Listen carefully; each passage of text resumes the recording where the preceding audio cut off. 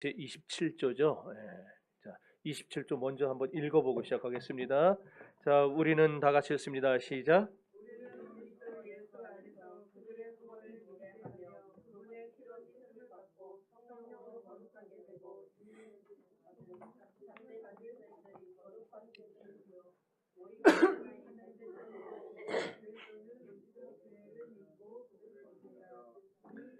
세상의 시작부터 있었고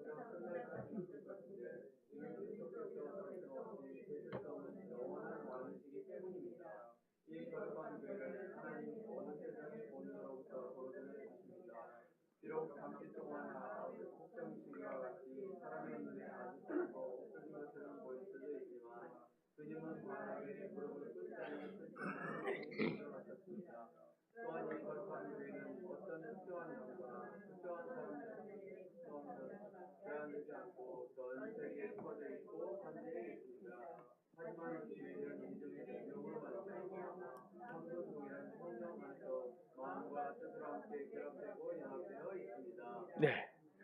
자, 지난번에 말씀을 드렸듯이 27조부터 36조까지는 어떤 내용인가 하면은 교회론입니다. 벨직 신앙고백서가 총 몇 조죠? 총 37조예요. 37조. 그럼 37개 중에 10개 조가 교회론이에요. 분량으로 치면 상당히 많은 거 아니에요? 그죠? 그러면은 벨직 신앙고백서를 작성한 귀도 드브레가 교회론을 얼마나 중요시 여겼다는 것을 알겠죠. 우리가 자연 알겠죠. 그럼 귀도 드브레는 누구에게 영향받았어요? 아, 감사합니다. 칼빈한테 영향받았다 그랬잖아요. 그럼 칼빈이 교회론을 어마어마하게 강조해요. 기독교 강요가 4권이에요. 1권, 2권, 3권, 4권, 4권인데 4권이 다 교회론이에요. 네. 다른 거는 다 나눠서 썼는데 한 권을 아예 통으로 교회론을 썼어요. 그 정도로 개혁주의 교단들은 교회론을 어마어마하게 강조합니다. 네. 자, 27조가 뭘 말하느냐? 교회는 뭐냐를 말해요.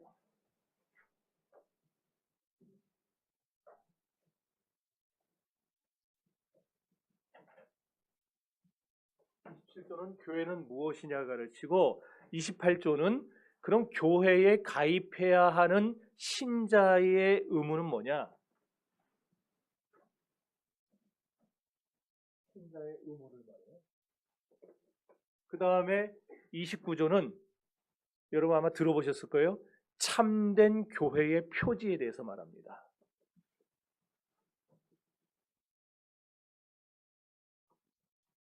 이따가 나올려나 안 나올려나 모르겠는데 자세한 거는 좀 이따 얘기하고 그 다음에 30조부터 33조까지는 교회의 질서를 말해요.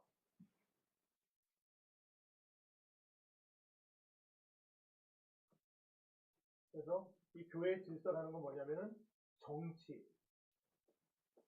교회에도 정치가 있죠. 우리 대한예수교 장로회의 정치는 뭐예요? 장로 정치, 장로 정치. 감리회는 감독 정치고, 처음 들어보셨구나. 감리회를 왜 감리회라 그러냐면은 감독들이 다스리는 교회라 그래서 감리회라 그러는 거예요. 네, 감독 정치예요. 우리는 장로 정치고, 장로님들을 통해서 목사도 장로거든요. 목사 장로, 그 다음에 칠위 장로. 장로가 둘이 있어요. 목사 장로와 칠위 장로. 그래서 이 목사 장로, 칠위 장로가 서로 당회를 구성해서 당회를 통해서 교회를 다스리게 돼 있는 거. 이게 장로 정치예요. 장로회. 자, 그리고 33조부터 35조까지는 여기 빠진 게 있네. 여기 성례, 뭐 이런 것들. 이런 것들이 교회의 질서에 해당되는 거예요. 그 다음에 33조에서 35조는 그 다음에 성례를 다뤄요. 교회 성례. 좀 더 자세하게 나갑니다. 자세하게. 네. 성례가 뭐예요? 두 가지잖아요. 네. 세례와 성찬을 성례라 그래요. 그래서 요 세례와 성찬이 아까 참된 교회 표지 있죠? 여기에 들어가요. 참된 교회 표지가 세 가지가 있어요. 하나, 둘, 셋. 요거는 이따가 시간이 되면 할게요. 그 다음에 마지막 36조는 교회와 국가와의 관계를 다룹니다.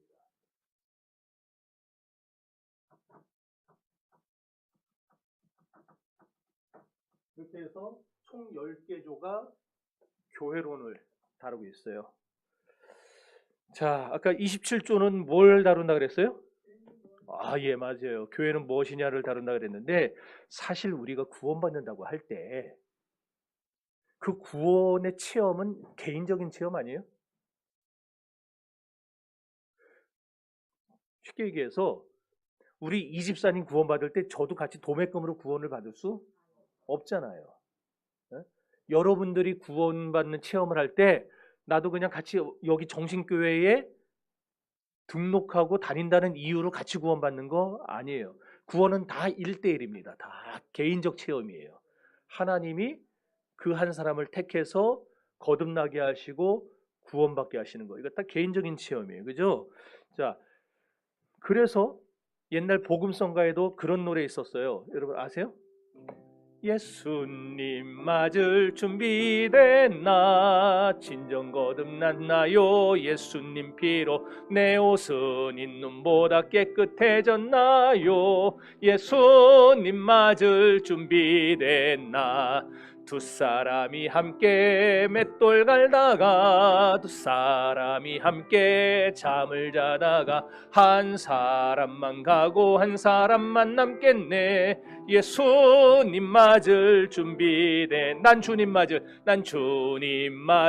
준비됐네 진정 거듭난 나 예수님 피로 내 옷은 흰 눈보다 깨끗해졌어요 예수님 맞을 준비된다 두 사람이 함께 길을 가다가 두 사람이 함께 한 사람은 가고 한 사람은 남겠네 예수님 맞을 준비됐나 이거 미리 할 때 한 소절 남았을 때 바로 바꿔줘야 돼요 그래야지 안 놓쳐 이게 노래가 자 그런데 사실 내가 구원의 체험은 개인적인 거지만 구원을 받을 수 있었던 것은 누군가의 도움이 있었다는 얘기예요. 그죠? 독불장군식으로 혼자 믿고 구원받는 게 아니에요. 누군가가 성경을 번역해 줬으니까 우리가 이 성경을 지금 읽고 있는 것이고 누군가가 이곳까지 와가지고 자기의 목숨을 걸고 복음을 전해줬기 때문에 전도를 했기 때문에 오늘 믿게 된 것이고 또 누군가가 교회를 세우느라고 피땀을 흘렸어요. 아까 뭐 우리 김용선 장님 얘기 들어보니까 아까 오셨던 분들이 뭐 여기 개척 멤버들이라고 뭐 그러더라고요. 맞아요? 네? 개척 멤버들이라고. 어쨌든지 간에 뭐 개척할 때 그렇게 같이 땀 흘리고 애쓴 사람들이 있으니까 교회가 세워진 거고. 그렇죠? 누군가 나를 그 교회로 인도해 온 거고. 그것도 아니면은 믿는 부모 밑에 태어나가지고 편안하게 아무 수고 없이 구원을 받게 된 경우고. 그런데 그 부모는 그럼 그냥 믿었습니까?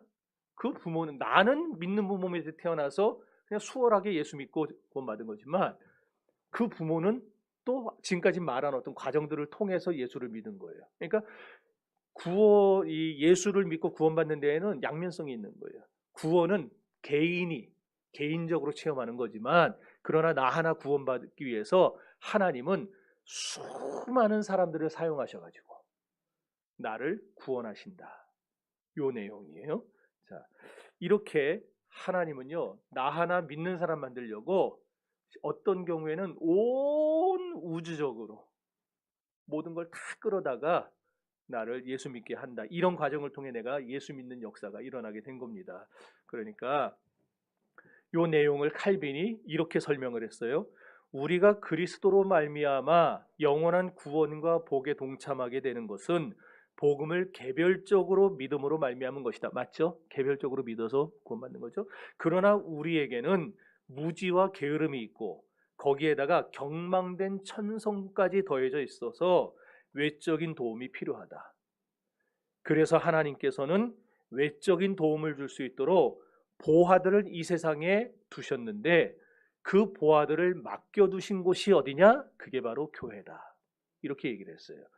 그래서 하나님은 교회에서 말씀의 사역자들, 설교자들이 세워져서 복음의 말씀을 전파하게도 하시고 성례를 통해서 우리의 믿음이 자라게도 하시고 일꾼이 세워져서 교회를 통해서 일꾼을 통해 교회가 점점 더 부흥하고 또 이렇게 차오르는 것을 보게 하시는 거예요.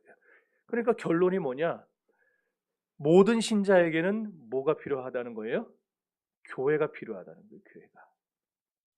어린아이에게 어머니의 품이 필요하듯이 믿음으로 거듭나가지고 의롭다함을 입은 사람들에게는 반드시 믿음의 성장을 위해 교회가 필요합니다. 그러니까 교회를 떠나서 오늘날 혼자서 예배드리고 방송 보고 뭐 나 신앙생활 하겠다. 나는 교회 안 나가도 나는 뭐 나 혼자 신앙생활 할 수 있다. 이거는요 교회가 뭔지를 모르는 정말 이런 표현 써서 죄송합니다. 머저리들. 그렇게 되지를 않아요. 하나님이 교회를 통해서 은혜 받고 교회를 통해서 믿음 성장하고 교회를 통해서 양육받게 하나님이 아예 시스템을 그렇게 만들어 놓으셨기 때문에 나 혼자서 방송 보면서 설교 듣고 헌금을 온라인으로 보내고 그런다고 믿음 성장하는 게 아니에요. 그래서 아까도 얘기했지만은 칼빈이 기독교 강요 제4권을 교회론으로 다 썼는데 교회론을 딱 쓰면서 제일 첫머리에 그 초대교회의 유명한 교부가 있어요. 키프리안이라고. 그 키프리안의 유명한 말을 인용합니다. 하나님이 아버지가 되시는 자들에게는 교회가 그의 어머니가 된다. 요거를 나중에 로마 천주교가 끌어다가 교회는 어머니다 그래가지고 그냥 막 온갖 이상한 것들을 다 만들어내긴 했는데 어쨌든지 간에 교회는 우리 신앙 성장에 있어서 신앙생활에 있어서 너무너무 중요합니다. 교회는. 흔히 교회의 특징이 뭐냐 말할 때에 네 가지를 말해요. 하나의 교회, 그 다음에 보편적 교회, 그 다음에 거룩한 교회, 사도적 교회. 이렇게 네 가지를 말하는데 벨직 신앙 고백서는 세 가지로 나눴어요. 요 하나와 보편적인 걸 해서 요걸 하나, 거룩한 거 둘, 그다음에 세 번째는 뭘 말했느냐?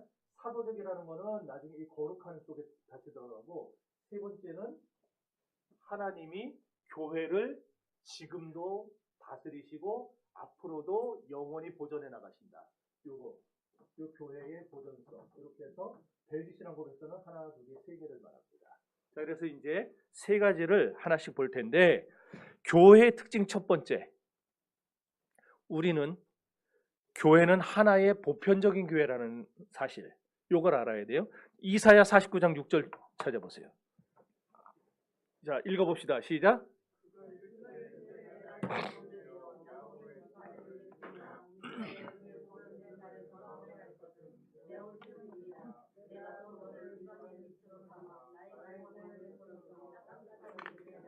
자, 그러면 이제 첫 번째 문단 다시 읽어봅니다. 우리는 시작.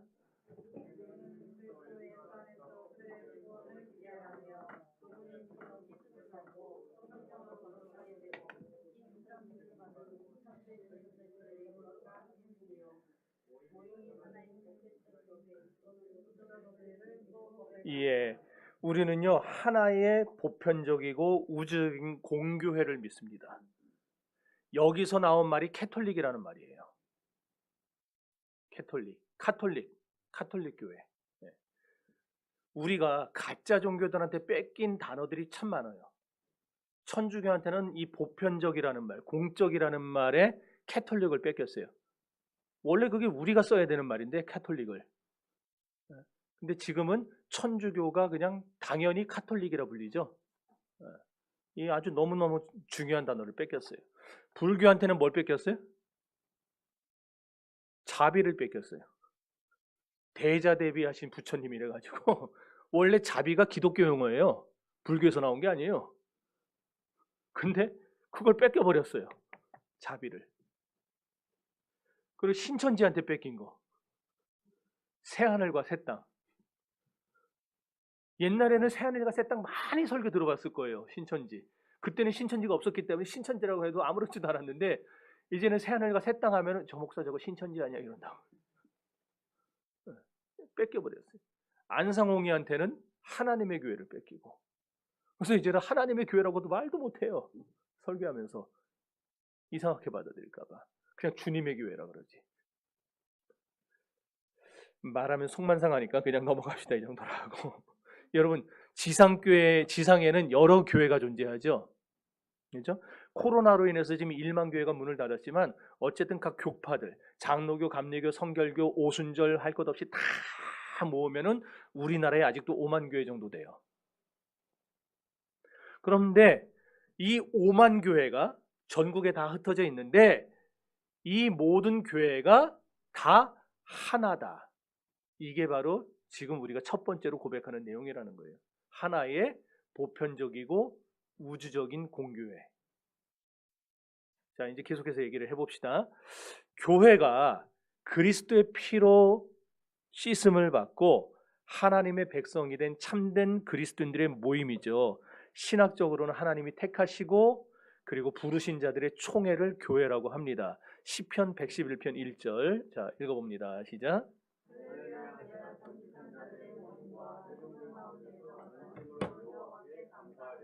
여기 정직한 자들의 모임 회중, 이게 교회예요. 이게 총회가. 그러니까 교회는 하나님의 백성인데 하나님의 백성은 두 종류, 세 종류로 나눠지지 않고 어디까지나 한 종류예요. 하나예요. 그러니까 미국의 신자든 한국의 신자든 뭐 태국에 있든지 어디 있든지 간에 전 세계에 흩어져 있는 예수 그리스도를 구세주로 고백하는, 믿는 그런 교회의 모든 신자들, 그런 교회들은 다 하나다 이거예요. 또 한 교회 안에도 속한 개인들이, 가정들이 얼마나 많습니까? 우리 교회에도 뭐 몇십 가정이 있고 여의도 순복음교회 조영기 목사님 심우하실 때는 60만 명이라 그랬잖아요. 60만 명. 한 교회에 60만 명이 다녀요. 와, 제가 꿈이 이거 여러분들이 우습게 볼까 봐 내가 5만 교회예요. 5만 재단. 우습게 보니까 아멘을 하라니.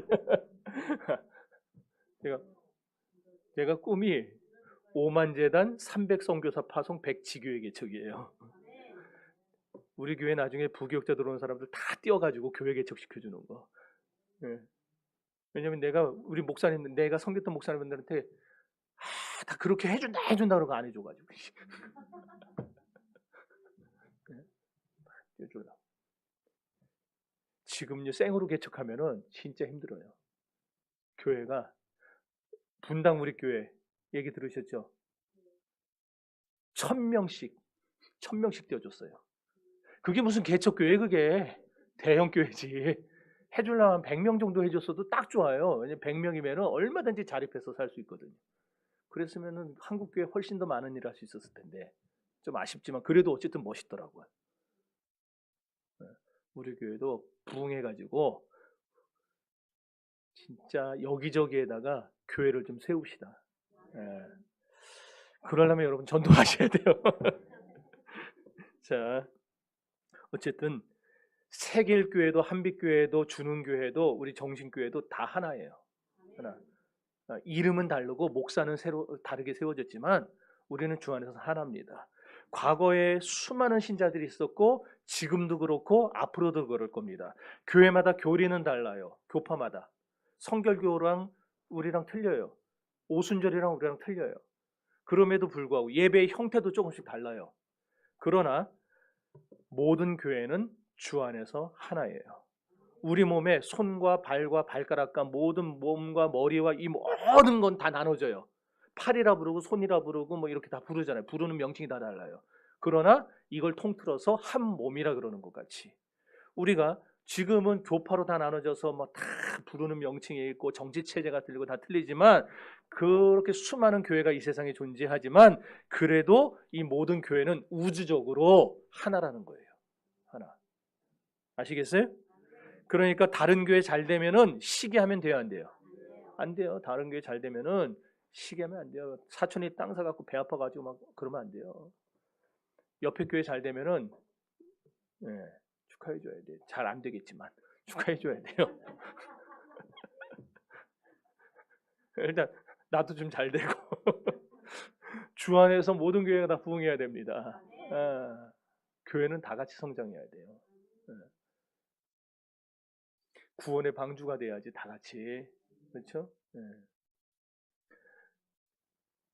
작은 교회가 죽으면요 큰 교회 살아남을 것 같죠? 큰 교회도 죽어요. 색강 죽으면 한강도 말라요. 얼마 안 가면은. 라인강 말랐다는 거 기사 보셨어요? 어제 신문에? 독일의 라인강 얼마나 그 물이 수량이 라인강의 기적이라 그럴 정도로 우리 한강하고 맞먹는 훨씬 더 저기예요. 가서 봤어요 제가 라인강을 독일에 갔을 때. 그 강이 지금 말라갖고 밑바닥이 드러났어요. 기후 이변 때문에. 어쨌든 색강이 마르면은 그런 강도 다 말라요. 우리 교회 같은 조그만 교회들이 막 활발하게 살아서 움직이고 역동적으로 막 해야 큰 교회들도 사는 것이지 조그만 교회들이 죽으면요 큰 교회도 얼마 못 가서 지금은 자기들 뭐 돈 있고 뭐 하고 하니까 할 수 있는 것 같지만 얼마 못 가서 싹 다 없어집니다. 그래서 여러분들이 정말 신앙생활을 사명감 갖고 하셔야 돼요. 자, 고린도전서 12장 12절 읽어봅시다. 시작.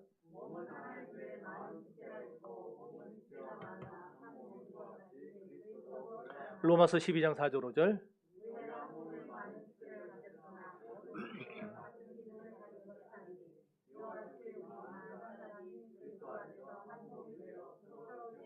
예, 교회의 하나됨이란 이렇게 굉장히 신비롭고 또 굉장히 영광스러운 겁니다. 그러니까 여러분 다 하나라는 걸 잊지 마셔야 돼요. 하나예요. 옆에 있는 분들 한번 보세요. 당신과 나는 하나입니다. 괜히 저기 부부도 아닌데 서로 당신과 나는 하나입니다 그러지 말고 동성끼리 하세요. 당신과 나는 하나입니다. 예, 그래요. 여러분과 저는 하나입니다. 그리고 서로도 하나입니다. 아껴주셔야 돼요. 자, 마지막 문단 가보세요. 세 번째, 또한 이 거룩한 교회는 시작.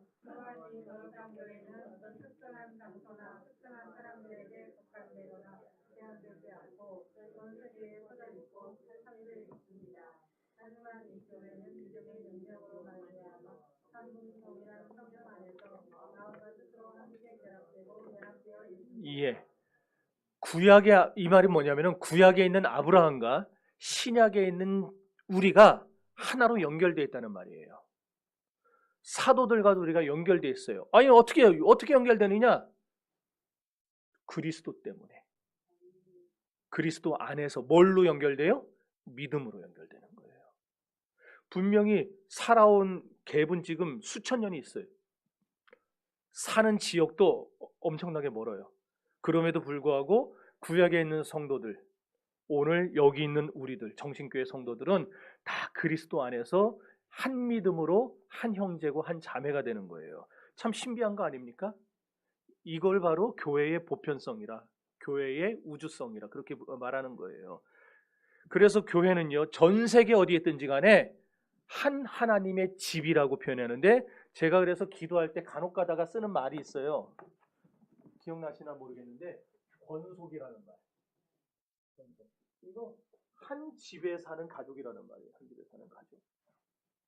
우리는 다 여러분 소화동 살고 뭐 여기 독산동 시흥동 살고 다 틀리지만은 그러나 우리는 영적으로 하나님의 집에 한 집에 그 안에 같이 살고 있는 가족들이에요. 형제고 자매들. 요거를 우리가 알면은 얼마나 교회가 참 영광스러운 곳인가를 우리가 깨달을 수 있는 것이죠. 자, 따라서 개신교가 개교의 중심주의를 채택하고는 있어요. 각 교회마다 다 당회장이 있고 당회가 있고 다 다스리는 주체가 있어요. 그죠? 제가 세길교회 가가지고 참견할 수 없잖아요. 세길교회는 다 자기만의 그 모임이 다 있는 것이고 다 이렇게 개교의 중심주의에 개신교는. 그런데 너무 개교의 위주로 나가면은 이 교회의 보편성, 교회의 하나됨이 약화될 수 있어요. 심하면 깨질 수도 있어요. 그래서 오늘날 교회가 한 목소리를 내야 되는데도 한 목소리가 안 되는 것들이 있죠. 대표적인 것들이 동성애 문제, 그리고 차별금지법 문제, 이런 거는 모든 교회가 같은 믿음으로 하나의 목소리를 내줘야 되는데 이런 것도 그냥 다 너무 개교의 중심주의로 가다 보니까 안 해요, 안 해. 그러다가 진짜 10년 내에 피토할 일이 옵니다. 차별금지법 통과되면은요, 우선 제 설교가 누군가에게 녹음될 거예요, 다. 그때는 이제 유튜브도 다 내릴 겁니다. 녹음돼 가지고 그거 갖다가 내서 검토해 가지고 거기서 뭐라도 하나 딱 걸리면은 우리 교회는 벌금을 내야 돼. 걸릴 때마다 300만 원씩.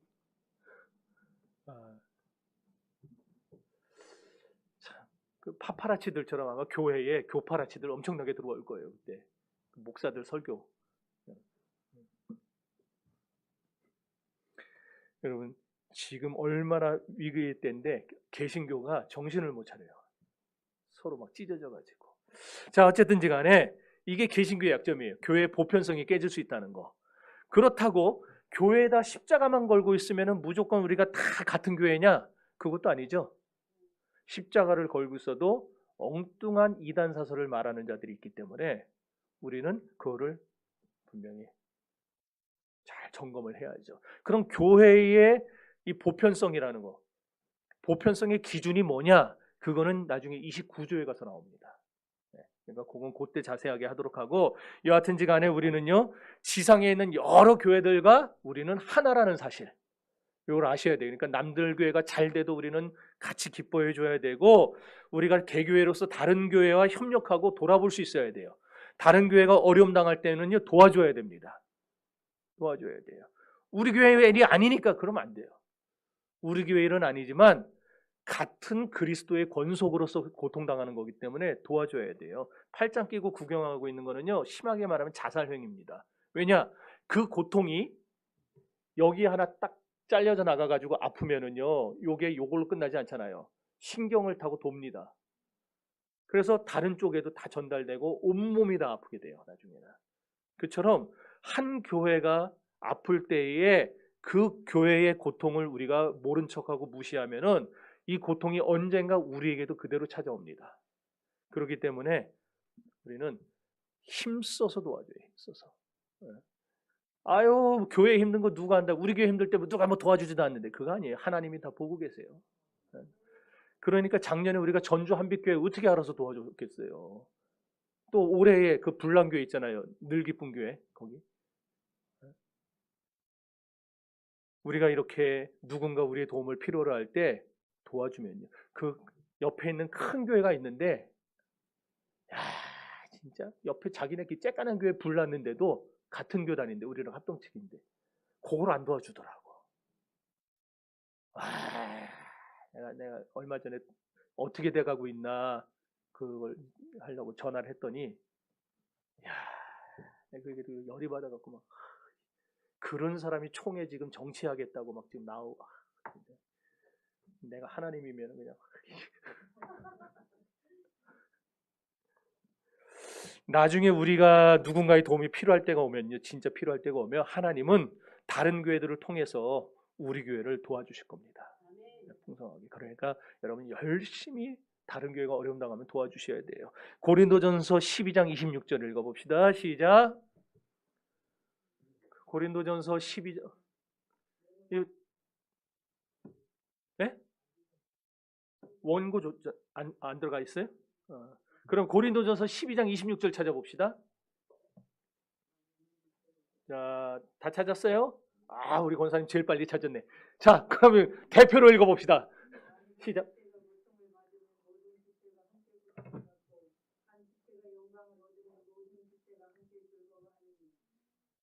예, 맞아요.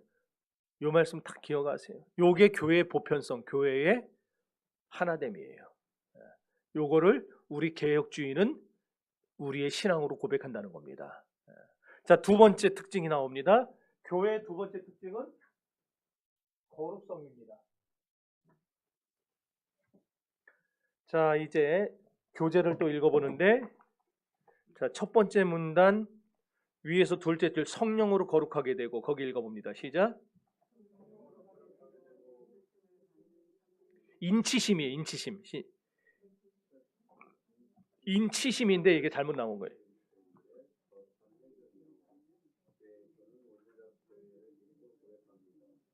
예. 자, 여기 성령으로 거룩하게 하셨다. 교회는요, 별 볼 일 없는 것 같지만은요, 우리 교회는 성령으로 거룩하게 구별한 교회입니다. 네. 아멘이 왜 이쪽밖에 안 나옵니까? 이쪽은 진짜 내가 매번 느끼는데 잘 안 하는 것 같아, 아멘을. 자, 그렇다고 해서 지상교회에 아무런 흠도 없고 죄도 없다는 말인가요? 아니죠. 분명히 저와 여러분은 거룩한 성도지만, 그러나 우리가 성도라고 해도 우리에게는 죄의 흔적이 여전히 있어요. 그리고 지금도 여전히 죄를 짓고 살아가고 있어요.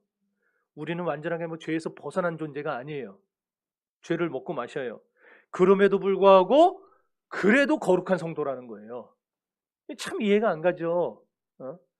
그러므로 교회 거룩성이란 뭐냐? 다시 말해서 한 번 더 얘기하면은 정신교회에는 아무 죄도 없다는 말이 아니라, 또 정신교회 등록만 하면 의인이 된다는 말이 아니라, 교회는 하나님께 속한 자라는 측면에서 세상과 구별된다. 그런 뜻에서 거룩하다라는 말이에요. 세상과 구별되기에 거룩하다. 자, 성경에 보면은 거룩은 하나님께 속해서 하나님을 섬기고 예배하도록 구별된 걸 거룩이라 불렀어요. 그래서 하나님의 백성을 뭐라 부릅니까? 성도, 성민. 구약에서는 성민이라 그랬죠. 이스라엘 백성들이 자기를 성민이라 그러잖아요. 선택받은 민족들, 거룩한 백성들. 히브리서 12장 22절 읽어봅시다.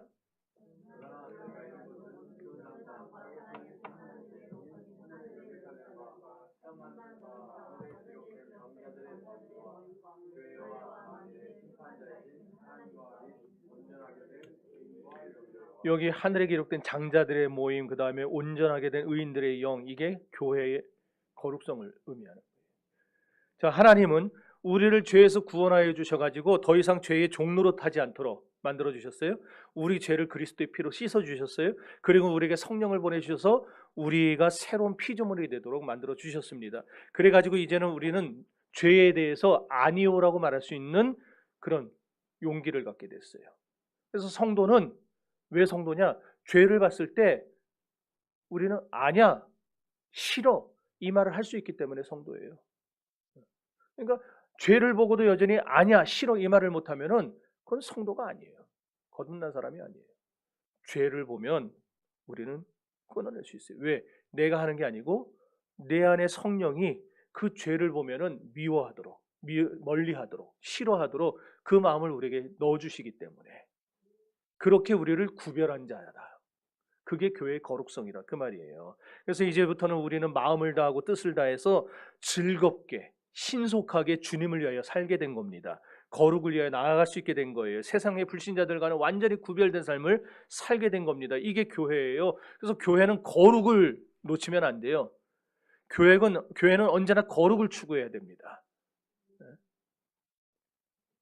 성도에게서 발견되는 거룩은요, 세상에선 결코 발견될 수가 없죠. 그렇죠? 교회만이 거룩함이 있어요. 교회만. 교회 안에는 참된 그리스도인에게 주어진 거룩함이 있고 성령의 기름 부음이 있고 인치심이 있어요. 그러기에 교회는 달라야 됩니다. 세상과 달라야 돼요. 이 세상의 어떤 모임이나 단체와도 다른 것이 교회입니다. 분명한 참된 교회는 아까 얘기했던 교회의 표지가 나타나요. 참된 교회의 표지. 그래서 우리가 세상 가운데서 교회를 세워나갈 때 처음부터 끝까지 조심해야 될 게 있다면 그게 뭐냐? 교회의 세속화예요. 정신교회가 나중에 주님 오시는 날까지 그때까지 살아남아야 되는데 그때까지 우리가 활발하게 복음 전해야 될 거 아니에요. 늙으면 안 돼요. 죽으면 안 돼요. 교회는 살아있어야 돼 그때까지. 근데 그때까지 절대로 놓치지 말아야 될 건 우리 교회가 세속화에 빠지지 않는 거예요. 네? 세상과 똑같아지는 거. 세상과 똑같이 먹고 마시고 즐기고 여기서 그냥 놀고 이게 아니에요. 우리는 그리스도를 위하여 구별된 삶을 살아야 돼요. 그게 교회예요. 세상과 다른 공동체로 살라고 우리를 불러주신 거잖아요. 세상과 똑같이 살 것 같으면 왜 교회라 이름 붙이겠어요? 회사라 이름 붙이지. 그러잖아요. 그럼 저는 사장이고 여기 뭐 딱 전무, 상무 다 해가지고 그러고 살면 되지. 예, 네, 그러게. 그 월급 줘가면서 그러면 되지. 근데 아니잖아요 지금. 우리는 세상과 다르게 살으라고 여기 앉혀 있는 거예요 하나님이. 네. 그랬는데 자꾸 교회가 거룩성을 상실한다. 교회가 자꾸 세상과 닮아간다. 그럼 하나님이 어떻게 하실까요? 그렇죠. 하나님 진노하세요. 시편 89편 38절부터 읽어봅시다. 시작.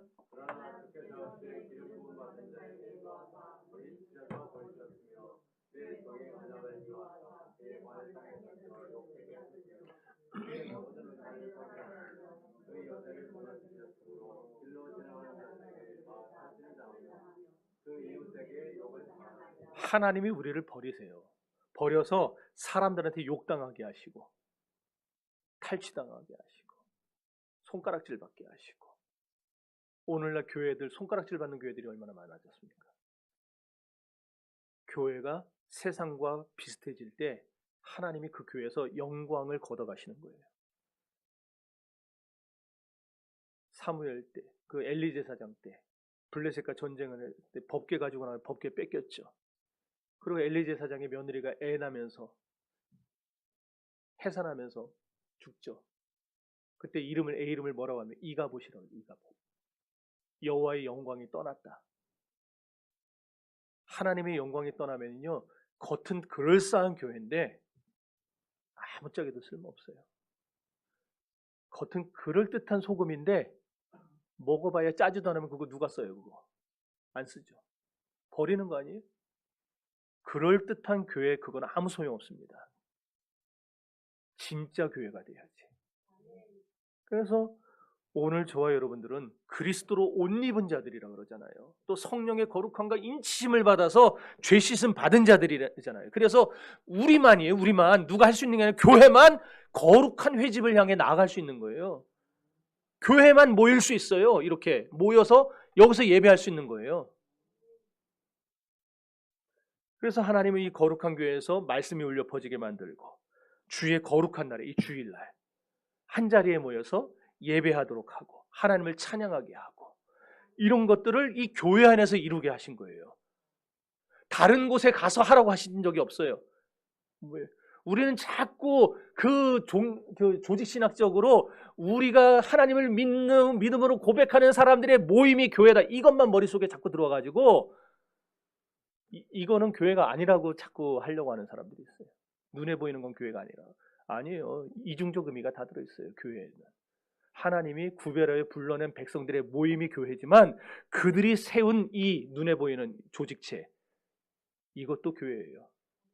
그래서 우리는 하나님이 세우신 우리들의 믿음이 쇠하지 않도록도 조심해야 되고 그리고 그렇게 모여있는 이 건물, 이 교회, 정신교회가 썩지 않도록 정신교회가 제 역할을 하도록 우리는 항상 깨어있어가지고 교회를 섬기고 봉사하고 이끌어 나가야 되는 거예요. 우리는 이 교회에 하나님이 모든 보화를 맡겨주셨다. 우리가 믿음이 성장할 수 있는 그런 보화들 하나님을 주로 고백하고 하나님이 주시는 은혜 속에 잠길 수 있는 보화들을 교회 안에 주셨다. 그러면 우리가 이 교회를 얼마나 귀하게 여겨야 되겠습니까? 그렇죠? 그래서 하나님이 교회를 얼마나 아끼시고 사랑하시는지를 깨달은 성도는 자연적으로 그 성도도 교회를 아낍니다. 교회를 사랑하게 되어 있어요. 우리의 모임도 사랑하고 그리고 이 예배당도 사랑하고 그래서 우리가 보수도 성전 보수도 하는 거예요. 예배당을 사랑하는 마음 때문에. 여러분, 어떤 일이 있어도 교회의 영광성과 거룩성을 깨면 안 됩니다. 네, 차라리 영광성과 거룩성을 깨느니 죽는 게 나아요. 좀 심하게 얘기하면 죽는 게 나아요. 입술로든 행위로든 교회의 영광성 깨면 안 돼요. 교회 거룩성 해치면 안 돼요. 교회를 시끄럽게 하면 안 돼요. 우리는 분란 만들면 안 돼요. 교회에 싸우면 안 돼요. 교회는 단순히 집단이 아니고 사람들의 모임이 아니니까, 그냥 사람들의 모임이 아니라 하나님의 이름으로 인치신 구별받은 거룩한 자들의 모임이기 때문에, 그런 사람들이 모여서 신앙생활하는 곳이기 때문에 비록 사람이 움직이는 것 같지만 사람이 움직이는 거 아니에요. 사람이 어찌어찌 하는 것 같지만 아니에요. 교회는 달라요. 교회는 하나님이 친히 이끌어 가시고 하나님이 이 교회를 핸들링 해가면서 하나님의 역사를 일으키시고 일을 해나가시는 거예요. 그러므로 이 교회의 영광과 거룩을 해치면은 하나님이 분노하세요. 그러니까 절대로 머릿속에 박아놔야 돼요. 한국 교회가 그동안 교회를 너무 안 가르쳤어요. 대형 교회들 그냥 교회 성장하는 것만 그냥 목숨 걸었지 교인들에게 교회론을 안 가르쳤어요. 여러분, 절대로 사는 날 동안에 교회의 영광성 깨면 안 됩니다. 거룩성 깨면 안 됩니다. 이거 알면은 막 함부로 막 못해요. 교회에서 자기가 섬기는 이 교회를 충성해서 섬겨야 돼요. 목사도, 저도 여기 시무 목사가 아니고 위임 목사잖아요. 이제 목사는 시무란 말을 안 쓰고, 시무는 위임받지 않은 사람을 시무 목사라 그러고, 저는 위임을 받았어요. 그래서 위임 목사라 그래요. 네. 위임이라는 것은 성도들의 모든 그 권한을 저한테 위임해 주신 거예요. 네. 그래서 이제 여러분을 제가 목양하고 이끌어갈 수 있게 된 건데, 저도 만약에 제가 이 위임 목사로서 행실이 바르지 못하고 잘못된 이단에 어떤 어딜 갔다 왔다든지 이상한 짓을 하고, 그다음에 내가 하는 행실이 여러분 보기에 저게 무슨 목사야 이러면은요, 여러분들이 노예에다가 저를 제소할 수 있어요. 그럼 노예에서 다 조사를 해요. 그래서 목사도 교회의 영광성을 건드리면 안 돼요. 왜? 나도 여기에 위임받은 자이기 때문에 여기서 심호하는 사람이거든요. 그러니까 목사도 그렇고 교인들도 그렇고 절대로 교회 함부로 건드리면 안 됩니다. 이 생각이 우리에게 있어야 돼요. 요즘 자꾸 세대가 젊어질수록 이런 생각들이 옅어져요. 옛날에 우리 장로님들 세대는 아마 그런 생각들이 많았을 거예요. 교회 하면 여기 막 함부로 올라오지도 못하고, 사실 뭐 그게 옳은 건 아니지만은, 근데 요즘은 그냥 여기 신발 신고도 막 올라오더라고요. 나중에 신발 신고 올라올 수들이 이거 다 뜯어버릴게요. 다 신발 신고 올라오세요. 어쨌든지 간에 교회 거룩성과 영광성 꼭 우리가 지켜야 됩니다. 마지막 세 번째 빨리 하고 마칩시다. 세 번째 특징은 하나님이 직접 다스리시고 보존하신다는 거예요. 여기 직접 다스리시고 보존하신다.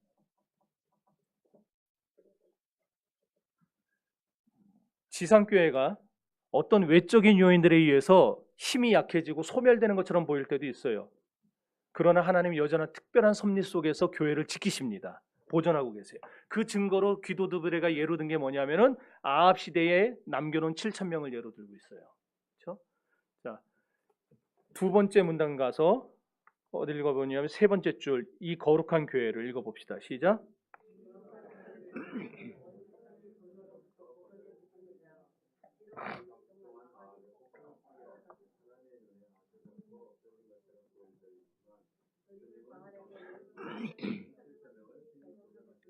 예, 여러분 옛날에 그 소아시아 7교회 같은 거 보세요. 얼마나 컸습니까? 제가 계시록 강의를 했었는데 교회 터 보셨죠? 사진 보여드렸잖아요. 수협에 나오신 분들. 그 옛날 2000년 전에 지금의 한 2, 3천 명 나오는 교회 대형 교회 사이즈예요. 그때에 얼마나 교회가 부흥하고 컸으면. 근데 지금 가보면 다 터만 남았잖아요. 다 박살나고. 이런 것처럼 지금은 그냥 뭐 교인도 안 남았을 것 같고 다 없어진 것 같고 그런 일들이 많아요. 시골 같은 데 가면은 교회가 그냥 몇 명 없고 할머니 할아버지들 몇 명이고 다 교회는 없어진 것 같고 이런 교회들 많아요. 그럼에도 불구하고 하나님은 여전히 교회를 지키신다는 거예요. 네? 로마 시대 때 10대 대박해가 있었어요. 그리고 30여 차례, 40여 차례 가까운 소박해가 있었어요. 300년 동안 죽어라고 막 하다면 그냥 박해만 당했어요, 교회는. 그래서 교인들은 다 사라진 것 같았는데 300년이 흘러서 뚜껑을 열었더니 어떻게 됩니까? 여전히 하나님이 지키신 교회가 지하에서 막 쏟아져 나왔어요. 천주교의 칼날이 한 마을, 아니 한 주, 우리로 치면 도겠죠. 한 도. 한 도의 인원을 다 몰살시켜버릴 정도로 그렇게 개신교를 탄압한 때가 있었어요. 종교개혁 시대에. 그런 고난의 시간이 지나고 나서 역시 남은 교회가 있어요. 천주교에 가면은요, 성 바돌롬의 축일이라는 게 있습니다. 그 축제일이에요. 축제일. 걔네들은 그 12제자들의 이름 다 따서 다 축일로, 축제일로 만들어 놨어요. 근데 성 바돌롬의 축일을 여러분 인터넷에 쳐보면 뭐라고 나오는지 아세요? 천주교에 의한 개신교 학살 사건. 이렇게 나와요. 그때 프랑스의 개신교인들, 위그노라 불렀는데 칼빈주의자들이에요. 칼빈이 죽고 나서 8년 뒤에 일이 8년 뒤. 칼빈 죽고 8년 뒤. 근데 프랑스에 이 칼빈주의자들이 막 극악급수적으로 불어났어요. 막 늘어났어요.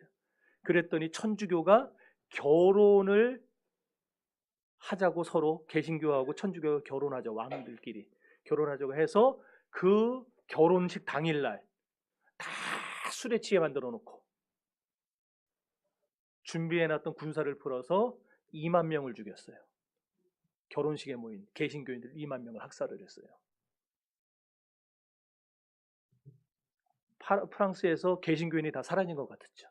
그런데 이때도 살아남은 자들에 의해서 유럽 전역으로, 프랑스에서 그렇게 되니까 유럽으로 흩어질 수밖에 없잖아요. 흩어져서 복음을 전하는 계기가 됐어요. 북한의 철권 통치가 70년을 넘고 있습니다. 지금 지상교회는 다 뿌리 뽑혔다고 얘기해요. 뭐 삼자교회는 전 다 가짜들이고 지금. 네. 하지만 여전히 지하교회는 살아있어요. 지금도. 그래서 하나님의 보호를 받고 있는 거 우리 알고 있어요. 아마 귀도드블에도 누구보다 이런 하나님의 다스리심과 보호하심에 대해서 절박하게 기대했을 거예요. 왜? 화란교회가 이 사람 있을 때 제가 처음에 1강할 때 설교드렸죠? 말씀드렸죠? 그 철없는 사람들이 신고해가지고 귀도드블에도 잡혀서 순교당하고 교회 4,000명이 죽었잖아요. 교인들 4,000명이. 그 철없는 사람들이 목사가 왜 천주교 지역에 가서 왜 그 시끄럽게 그 행진하고 저기 했냐고 이거 책망했다고 목사 신고해가지고 교회가 쑥대밭 됐어요. 나아가서 자기는 지금 생명 걸고 벨직 신앙고백서 작성하고 있어요. 또 벨직 신앙고백서 때문에 앞으로 이 네덜란드 교회들이 또 다른 개혁 교회들이 얼마나 큰 어려움을 당할지 뻔히 알고 있어요. 그렇기 때문에 지금 귀도드블에는 이 27조를 쓰면서 이렇게 교회는 약해지고 핍박받고 힘들지만 그러나 하나님이 아합 시대에 7,000명을 남겨주셨던 것 같이 우리 시대에도 하나님은 우리 교회를 보존해 주시고 앞으로도 이끌어 가실 줄 믿습니다. 이런 신앙의 고백을 하면서 이걸 쓰고 있는 거예요. 여러분, 하나님은요 교회를 지극히 사랑하십니다. 이 세상에 그 얼마나 극심한 박해와 극렬한 분노가 많았습니까? 그럼에도 불구하고 하나님은 지금까지 교회를 보존해 오셨고 앞으로도 보존해 가실 거예요. 여기 보존과 보전이 나와요. 차이를 아세요? 시간이 다가가지고 이건 다 할 수는 없고, 요새 젊은 목사들은 네이버 사전을 얘기하더라고요. 네이버 사전은요, 내가 많이 찾아봐서 하도 들어서 봤는데 자기 자의적인 뜻들이 많아요. 짜깁기 한 거지. 진짜 단어의 뜻을 찾으려면은 국립국어원에 들어가가지고 한국어 대사전을 봐야지. 근데 한국어 대사전에 보존과 보전을 이렇게 설명했어요. 보존은 잘 보호하여 간수하여 남긴다라는 뜻이고, 보전은 온전하게 보호하여 유지해 나간다라는 뜻이다. 그러니까 하나님 지금까지 교회를 잘 보존해 오셨어요. 지금까지 지켜 오셨어요. 그리고 앞으로도 하나님은 보호해 가실 거예요. 그래서 하나님은 교회를 보존하시고 앞으로 보전하신다. 이 말을 쓴 거예요. 여하튼 하나님께서 우리에게 선물로 주신 이 교회가 얼마나 거룩한지 여러분 알아야 됩니다. 자나깨나 잊지 말아야 돼요. 에베소서 1장 23절을 한번 찾아보세요. 읽어봅시다. 시작.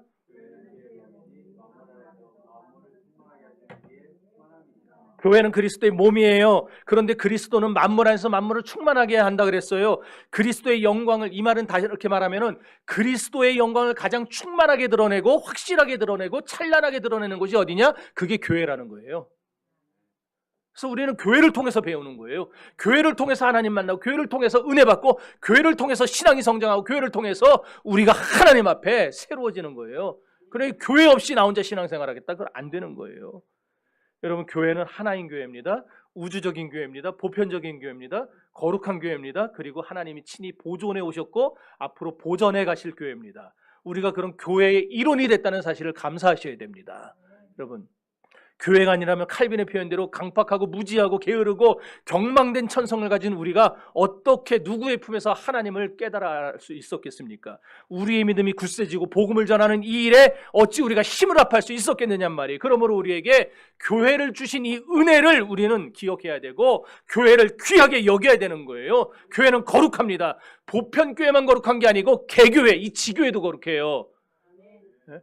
우주적인 교회만 거룩한 게 아니라 이 정심교회도 거룩하고 저기 있는 세길교회도 주는교회도 다 거룩해요. 그래서 교회를 거룩하게 지켜나가야 돼요. 오늘 보면 우리가 읽은 에베소서 4장 3절에 보면은 성령이 하나 되게 하신 것을 힘써 지키라 그랬어요. 보편교회는 힘써 지킬 이유가 없어요. 왜? 보편교회는 깨지질 않아요.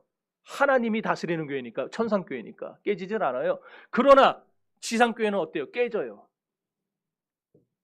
기분 나쁘면 나가버려요. 그래요. 그래서 여기에 바울이 말을 하는 거예요. 교회의 하나됨을 힘써 지켜라. 저와 여러분은 우리 정신교회 하나됨을 지켜야 됩니다. 그래서 제가 종종 농담 같지만 했던 얘기 기억하시죠? 네? 여기서 뼈를 묻어 죽으셔야 돼요.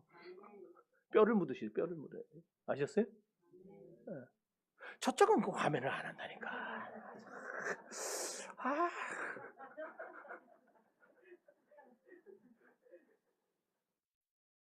우리 집 사람도 하는 건가 안 하는 건가 내가 잘 모르겠어요.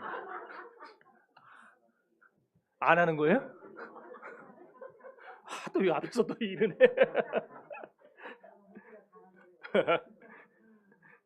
자, 교회의 거룩성, 하나됨 깨지 맙시다. 하나님 교회 하나됨 깨는 거 진짜 싫어하세요. 왜? 교회의 하나됨을 깨는 걸 뭘로 여기시느냐? 하나님의 영광을 멸시하는 걸로 여기시기 때문에 그래요. 민수기 14장 21절에서 23절 읽어봅시다. 시작.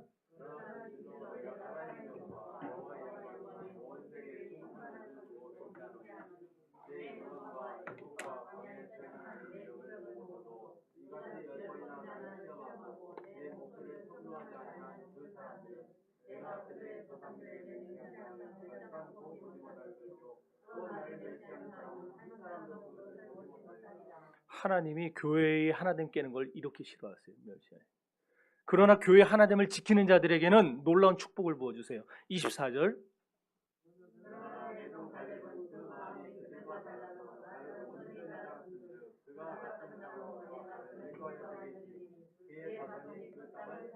여기 그 땅을 차지하리라 그랬는데 그 땅에다가 여러분 원하는 것들을 집어넣어 보세요. 여러분들의 기도의 제목을 하나님이 들으세요. 응답하실 겁니다. 교회 하나됨을 지키시기 바랍니다. 정신교회 하나됨 지키시고 여러분이 섬기는 교회, 우리 저기 지금 영권사님도 앉아 계신데 섬기는 교회의 하나됨을 지키고 거룩함을 지키셔야 돼요. 그래서 저와 여러분은 개교회의 진짜 좋은 신자가 돼야 됩니다. 여러분들 다 손 드세요. 다 손 드세요. 정신교회의 좋은 신자가 되겠습니다. 다 하셨죠? 네. 할렐루야! 예.